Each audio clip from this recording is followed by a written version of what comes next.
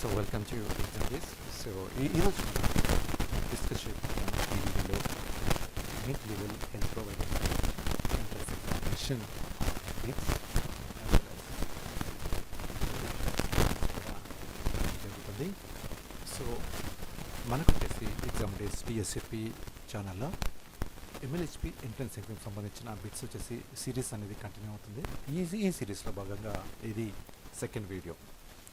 So second video first question, which of the following is the most significant sign of increased ICP in infant?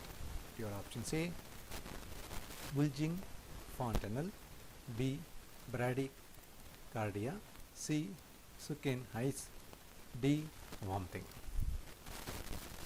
The correct answer is option A, bulging fontanelle.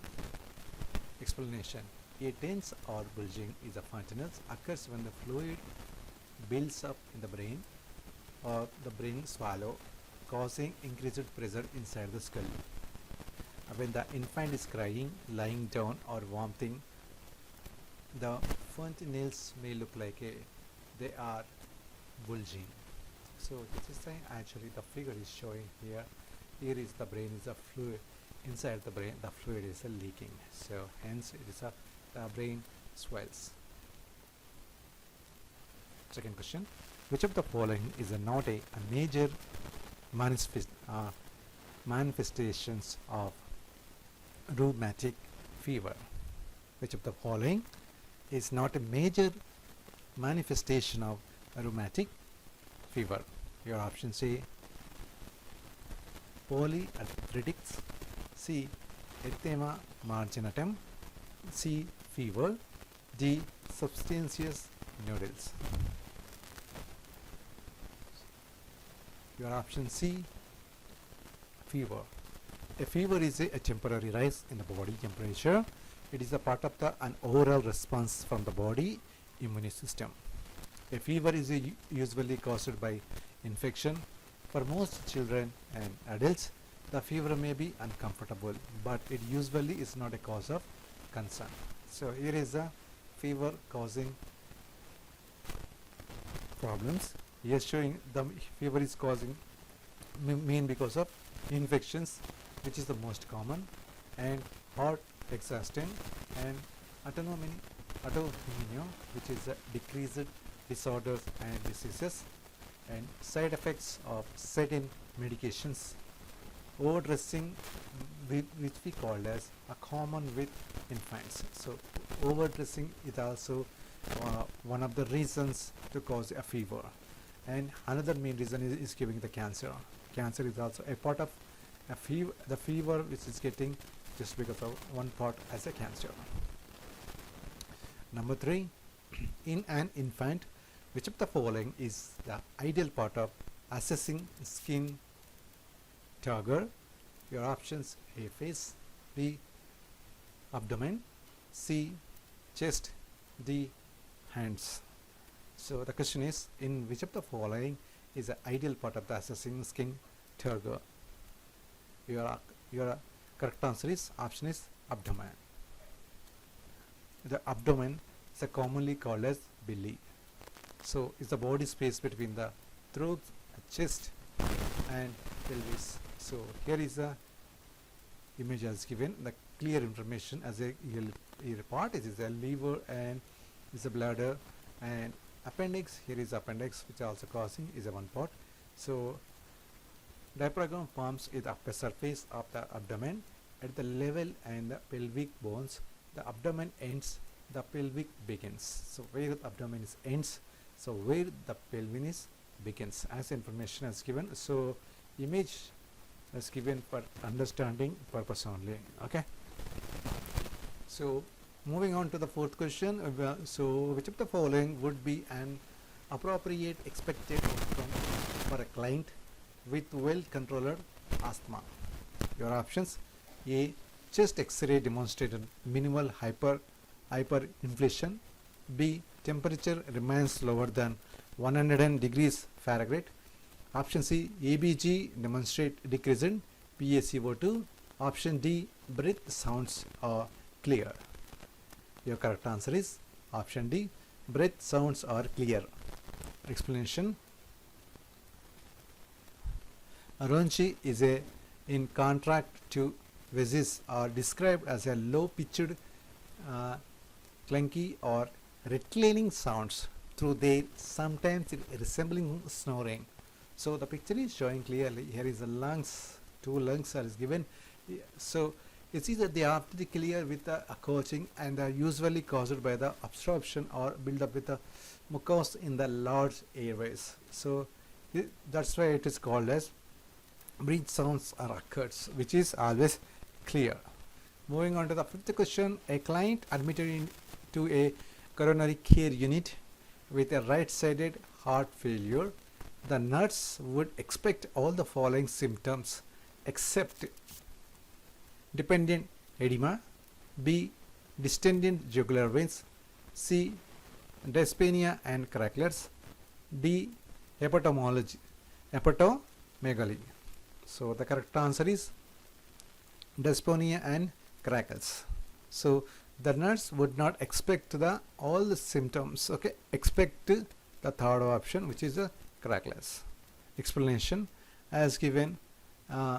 Pneumonia, COPD and pulmonary edema, which is referred to the fluid in the lungs.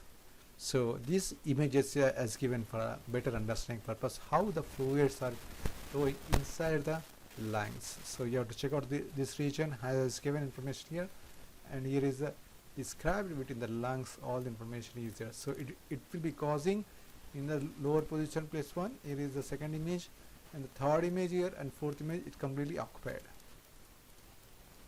Moving on to the sixth question. A 60-year-old female was diagnosed with a second degree uterine prolapse. The nurse understand that in this condition what the nurse should understand. If the 60 years female diagnosed with second degree urinary prolapse, your options A. cervix prolapse into vaginal canal, your options B. cervix prolapse and at the intertubes, option C. cervix extend over the perineum, option D. entire uterus protrudes outside the vaginal cavity. Correct answer is option 2. cervix prolapse and at the introitus. Your explanation is given here. The ultras fall down the vaginal message here. So explanation as given is the cervix may be descended outside the vaginal introitus, and the patient may complain that a mass protrudes the vagina. Bleeding from the masonal alterations is from the cavinal. OS may occur due to the rubbing of the prolapsed tissue against the patient clothing. So moving on to the next question.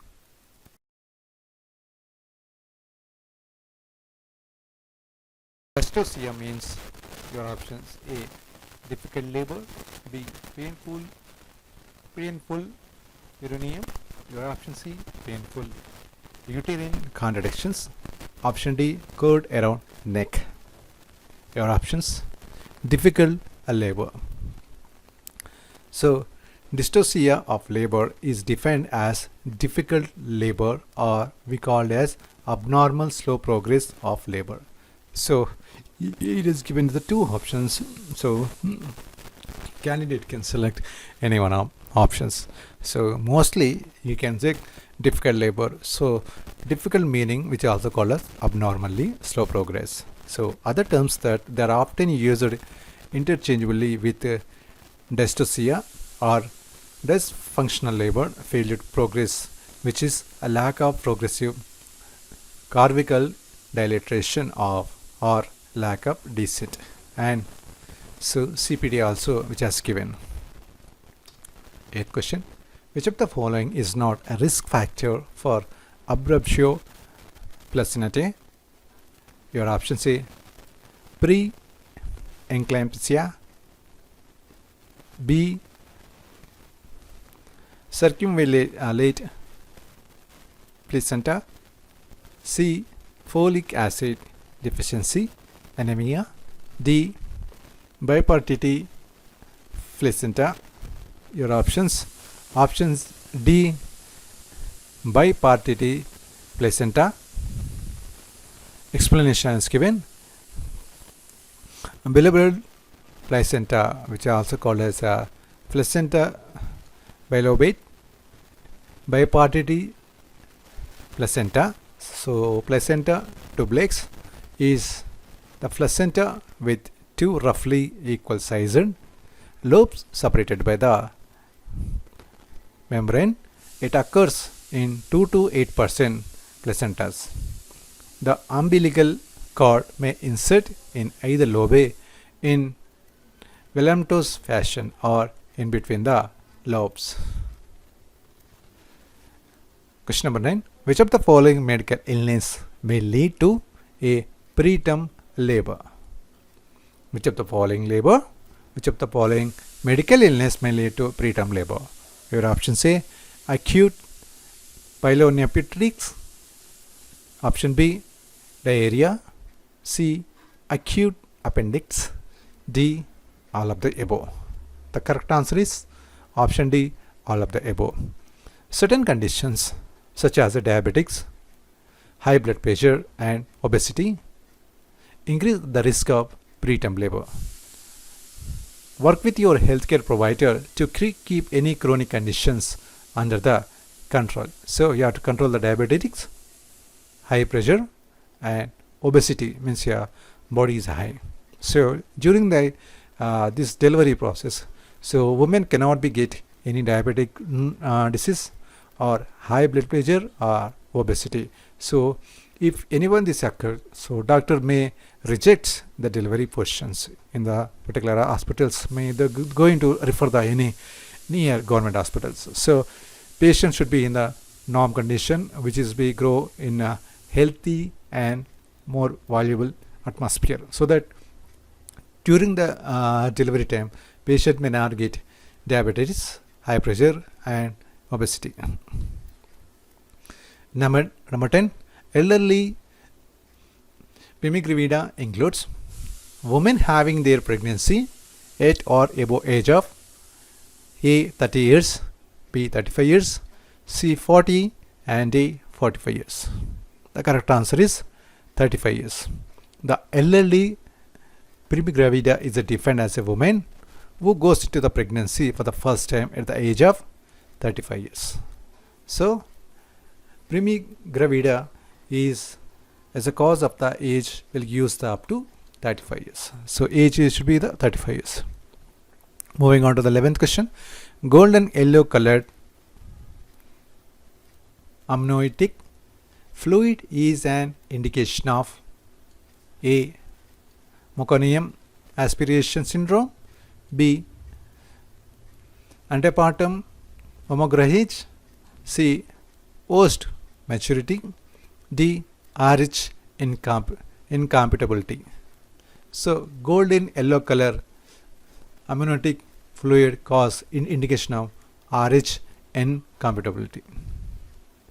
So which occur when the mother blood cell is a type is RH negative and a fetus blood type is RH positive. So both antibodies from the RH negative mother may enter into the bloodstream of the here unborn RH positive infant, damaging the red blood cells, which are called as RBC, red blood cells. So here is given the mother has negative blood cells RH. If the infant have the positive cells, so there is a cause of damaging the RBC of the persons, the mother. Moving on to the 12th question. Which of the following is not the risk factor for abruptoplastima? Your options: pre-eclampsia, B, circumvallate placenta, C, folic acid deficiency anemia, D, bipartite placenta. Your options is bipartite placenta. So here is we given ultrasound scanning reports as a reference. So here is a placenta with two roughly equal sized lobes separated by the membrane, which occur the 2 to 8% placenta. Moving on to the number 13th question. Marfen's disease is effect of heart, connective tissue, B, gastrointestinal tissue, C, respiratory tissue, D, renal tissue. The correct answer is Marfen disease effect it should be the heart connective tissue. As a given image for the reference, the Marfen syndrome can be damage the blood vessels, heart, eyes, skin, lungs, and the bones of the hips, spine, feet, and ribcage. Some complications of Marfen syndrome can be treated, including heart disease, bone deformities such as a curved spine, eye conditions, crooked teeth, and collapsed lungs. So here is the disease syndrome information is given. So here the picture, the clear is given. So this is called a Marfen syndrome. So mostly the major parts of the body may be affected due to the Marfen syndrome. Moving on to the 14th question. The diet for phenylketonuria is your options: A, restricted phenylalanine diet, option B, low phenylalanine diet, option C, high phenylalanine diet, D, moderate diet. So if you skip this word every time, you can say restricted diet, low diet, high diet, moderate diet. So the correct answer is it should be always low diet. As an image, you can see the protein, low protein, but used as a moderation process, as is given. The main treatment of a PKU is a low protein diet. This is completely avoid in the high protein foods such as meat, eggs, and that dairy products, and the control the intake of many other foods such as potatoes and cereals. So this is information is always in it's a low process. Moving on to the 15 is the other name of what is vitamin A.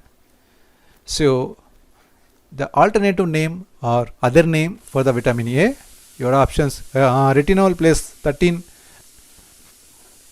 carotene, B, tocopherol retinol, C, methanol retinol, and the final one is a none. Okay, so it's going to be the first one is retinol, and third place 13 caronol, as given the image clearly for the vitamin A process is retinol and retinic acids and precursors and so contaminants such as beta carotene.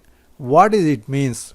Vitamin A is only used for the vision, maintains the coronary as well as the mucous membrane skin, okay, as well as is used for the bone and tooth growth, reproduction, and immunity boosting purpose.